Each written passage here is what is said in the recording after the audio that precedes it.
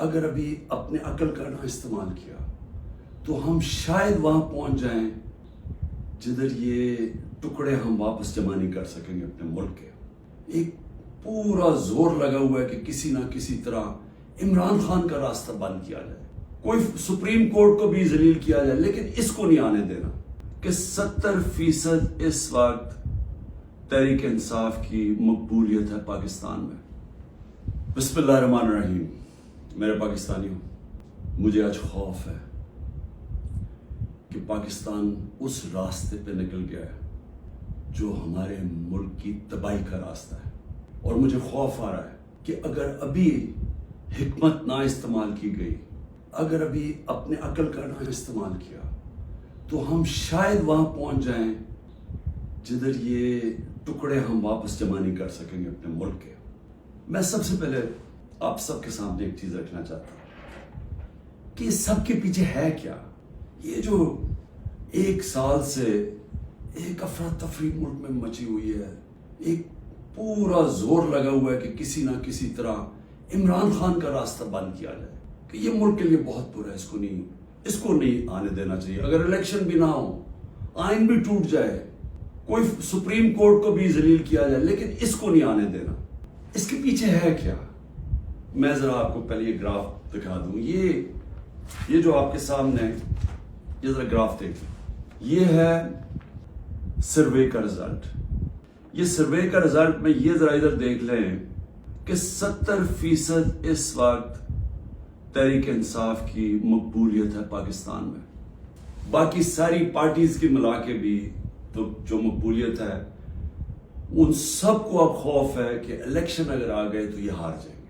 اب یہ P D M کی جماعتوں نے تب سے فیصلہ کیا ہوا ہے کہ الیکشن بھی نہیں لڑنا، کیونکہ الیکشن اگر ہو گیا تو عمران خان آ جائے گا، اور اگر عمران خان آ گیا تو ان کو یہ نہیں فکر کہ ملک کو اچھا ہوگا یا برا ہوگا، ان کو فکر یہ ہے کہ انہوں نے اربوں روپے کے اپنے کرپشن کے کیس معاف کروا لیے، اور ان کو ڈر یہ لگا ہوا ہے کہ جو 30 سال سے محنت سے انہوں نے پیسہ چوری کا اکٹھا کر کے باہر رکھا ہوا ہے، کسی طرح اس پیسے کے اوپر یعنی وہ محفوظ رہے، اور خطرہ عمران خان سے ہے کیونکہ باقی تو سب ملے ہوئے ہیں۔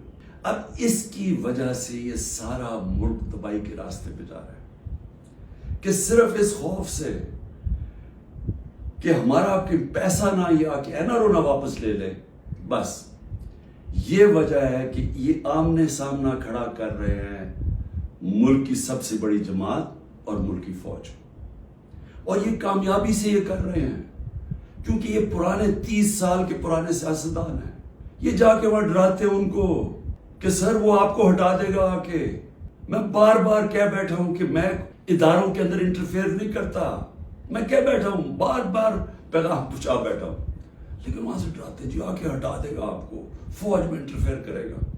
اگر انٹرفیئر کرنا ہوتا، جب مجھے پتا تھا کہ پچھلا آرمی چیف میرے خلاف سازش کر رہا تھا، آخری مہینوں میں مجھے آئی بی کی ساری رپورٹ تھی، تب میں اسے ہٹا دیتا، کیونکہ میں نہیں چاہتا تھا کہ ایک ادارہ جو کہ بچا ہوا ہے، باقی اداروں کو تو انٹرفیئر کر کے ہم نے تباہ کر دیا ہے، میں یہ نہیں چاہتا تھا وہ تباہ۔ اور میں آج ذرا پہلے تو یہ پی ڈی ایم کے اوپر بعد میں آتا ہوں، میں ذرا فوج کے اوپر بات کر لوں۔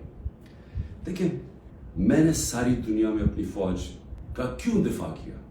کیونکہ میرا تو انٹرنیشنل تھا، میری تو آواز باہر جاتی تھی، جب بھی کچھ ہوتا تھا، خاص طور پہ وار آن ٹیرر میں، تو جب پاکستانی فوج کو دوگلا کہا جاتا تھا، برا بھلا کہا جاتا تھا، تو میں ایس نون فیس تھا، تو مجھے یہ C N N, B B C کتنے میرے انٹرویوز کیے، آپ میرے سارے باہر انٹرویوز سنے۔ جس طرح میں نے اپنی فوج کا دفاع کیا، اس کو ڈیفینڈ کیا، مجھے ایک اور پاکستانی بتائیں جس نے انٹرنیشنل میڈیا پہ کیا۔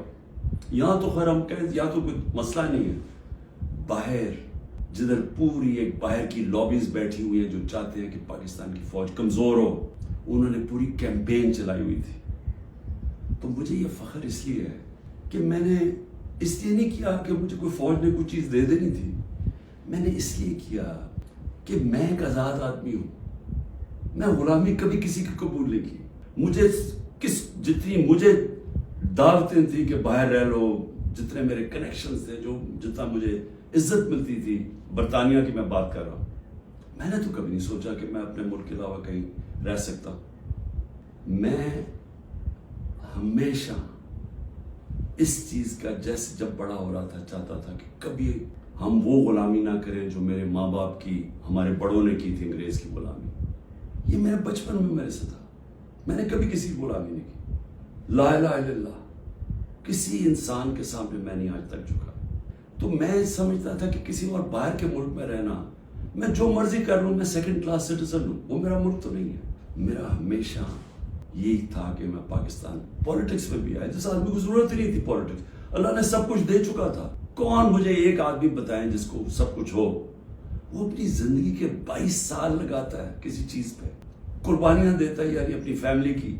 کون آدمی کرتا ہے؟ کیونکہ میرا اور کوئی گھر نہیں تھا, میں نے کبھی نہیں سوچا پاکستان کے علاوہ کہیں رہنا. تو اس لیے میں ہمیشہ یہ ذہن میں ڈال کے بیٹھا تھا کہ اگر ہماری فوج مضبوط نہ ہو, اور میری اسٹیٹمنٹ سن لیں, میں پرائم منسٹر تھا, میں نے کہا کہ اگر فوج کمزور ہوئی تو ہمارا وہی حال ہوگا جو مسلمان ملکوں کا ہے. کہ اس میں جیتے گا کون؟ اس میں ان پی ڈی ایم کو تو کوئی فرق نہیں پڑے گا. یہ جب میمو گیٹ میں امریکہ کو کہہ رہا تھا زرداری کہ جناب مجھے اپنی فوج سے بچا لو, اس کے پیسے باہر پڑے ہوئے ہیں. جب نواز شریف انڈین لابی کو اور اسرائیل لابی کو اپنے ساتھ ملانا چاہتا تھا, اپنی فوج کو کہہ رہا تھا کہ دہشت گردی میں ملوث ہے, اس کے پیسے اربوں ڈالر باہر پڑا ہوا ہے. وہ جب ہوتا ہے موقع باہر بھاگ جاتے. تو میرا تو کوئی باہر نہیں جانا,